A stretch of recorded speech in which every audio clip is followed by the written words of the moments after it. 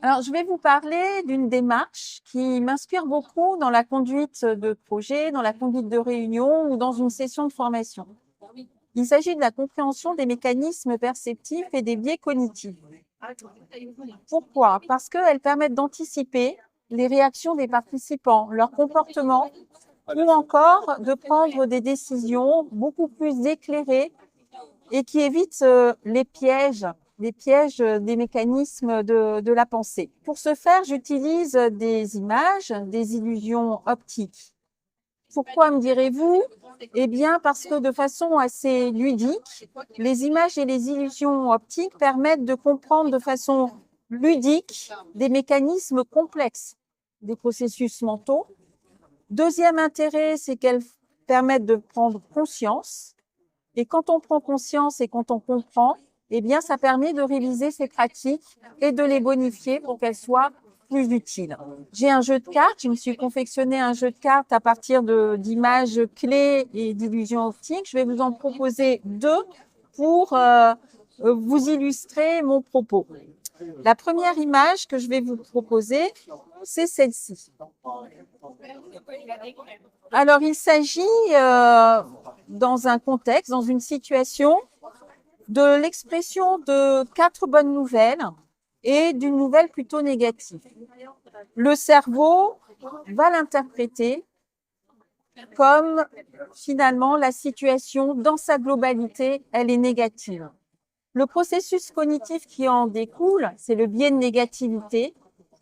Cela signifie que nous sommes beaucoup plus sensibles à une information négative par rapport aux informations positives et le cerveau va ne retenir que cela. Vous voyez bien l'impact que ça peut avoir. En réunion, on annonce tout un tas de bonnes nouvelles, tout un tas de ratios positifs, des résultats merveilleux. Un est médiocre et du coup, c'est la catastrophe.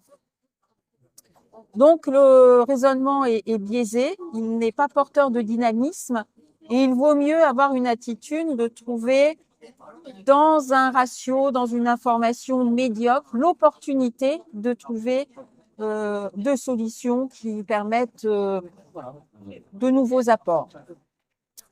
Même danger dans la pratique managériale quand on veut faire un débriefing ou des feedbacks. Si vous n'êtes pas attentif à cela, ou encore en apprentissage, donner une mauvaise nouvelle, c'est très peu moteur, ça démotive parfois.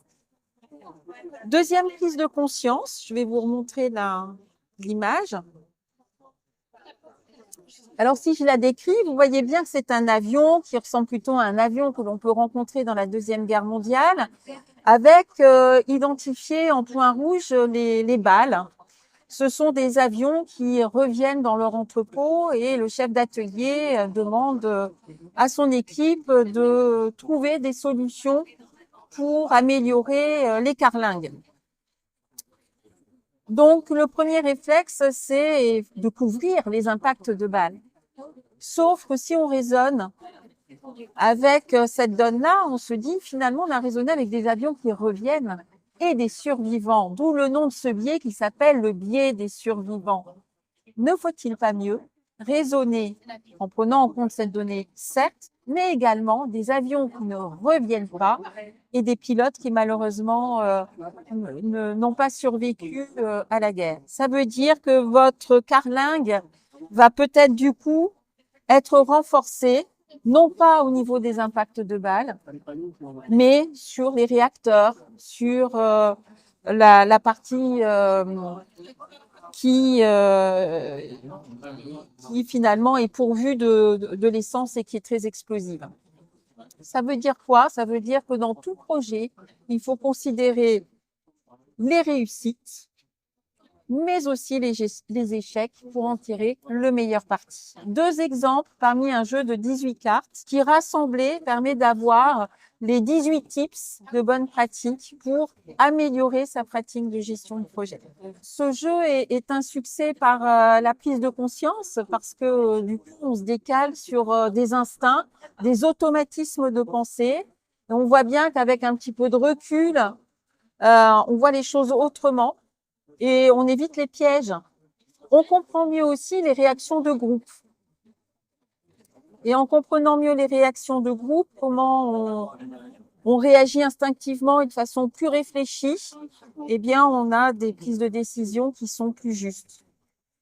Alors, d'autres jeux dans cet esprit, mais c'est étoffé avec une meilleure connaissance et puis l'avancée aussi des neurosciences qu'elles peuvent apporter dans la mémorisation, dans l'attention, oui, c'est un jeu qui est assez prémisse et qui va se nourrir de l'apport de la science.